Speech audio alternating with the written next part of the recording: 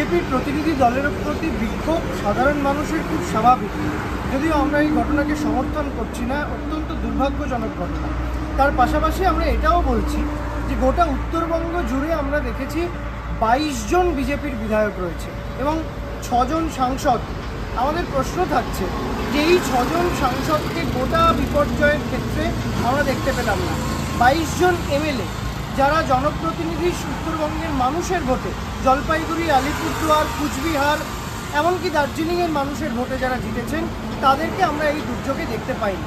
খুব স্বাভাবিকভাবেই মানুষ তাদের স্বতঃস্ফূর্তভাবে ভোট উগড়ে দিয়েছে।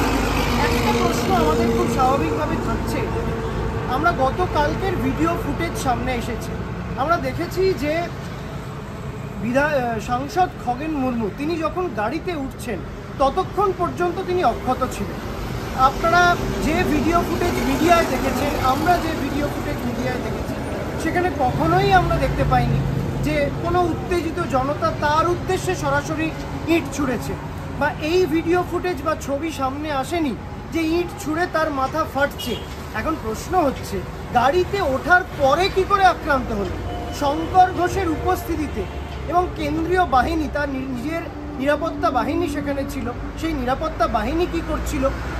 যেহেতু সোশ্যাল মিডিয়ার যুগ, যেহেতু মিডিয়ায় এখন সব ছবি সব ভিডিও সামনে আসে, দেখুন পুলিশ প্রশাসনকে দোষারোপ করা খুব সহজ, কিন্তু আমরা বলবো রাজ্য সরকারকে না ইন্টিমেট করে যদি রাজ্যের কোনো সাংসদ বিধায়ক 20টা গাড়ির কনভয় নিয়ে এরকম একটা দুর্যোগ বিপর্যস্ত এলাকায় যায়, তাহলে সাধারণ মানুষের ক্ষোভ উগড়ে পড়বে, এটাই খুব স্বাভাবিক। এখান থেকে বিজেপির শিক্ষা নেওয়া উচিত। কিন্তু এই প্রশ্ন আমরা রাখছি, যেহেতু রাজনীতি সম্ভাবনার শিল্প, আমরা এই সম্ভাবনা এড়িয়ে যেতে পারি না। যেহেতু এর আগে আমরা দেখেছিলাম বিজেপির সাংসদ লকেট চট্টোপাধ্যায়, তিনি নিজের গাড়ির কাঁচ ভেঙে আহত হয়ে দোষ দিয়েছিলেন তৃণমূল কংগ্রেসের প্রতি। আজকে সেই ঘটনা থেকে আমাদের আবার মনে হচ্ছে যে জয়ন্ত রায় তার অনুপস্থিতি, তাহলে কি জয়ন্ত রায়ের যারা পক্ষে তারা কি খগেন মুর্মুর ওপরে আক্রমণ চালালেন?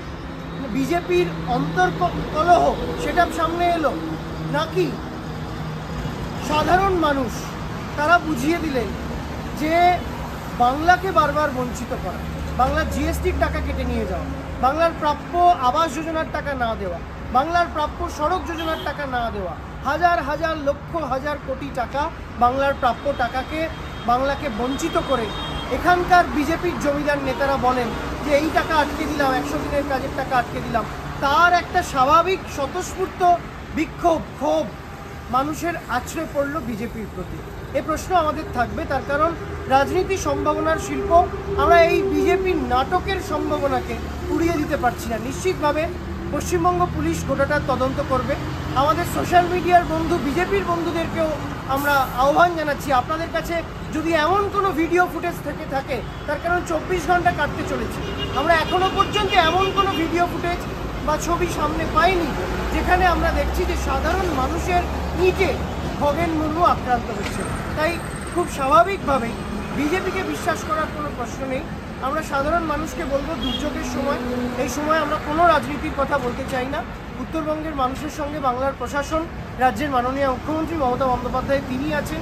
আমাদের দলের সর্বভারতীয় সাধারণ সম্পাদক, তার নির্দেশে দলের সর্বস্তরের কর্মীরা তারা রাস্তায় নেমেছেন, মানুষের কাছে ত্রাণ পৌঁছে দিচ্ছেন। এই সময় রাজনীতি ভুলে আমাদের ঐক্যবদ্ধ থাকতে হবে। আর আমরা আহ্বান জানাবো দেশের প্রধানমন্ত্রীকে, শুধুমাত্র টুইট না করে দয়া করে আপনি বাংলার প্রাপ্য টাকা দিন, যাতে আমরা এই সময় সাধারণ মানুষের কাছে দাঁড়াতে পারি। ধন্যবাদ।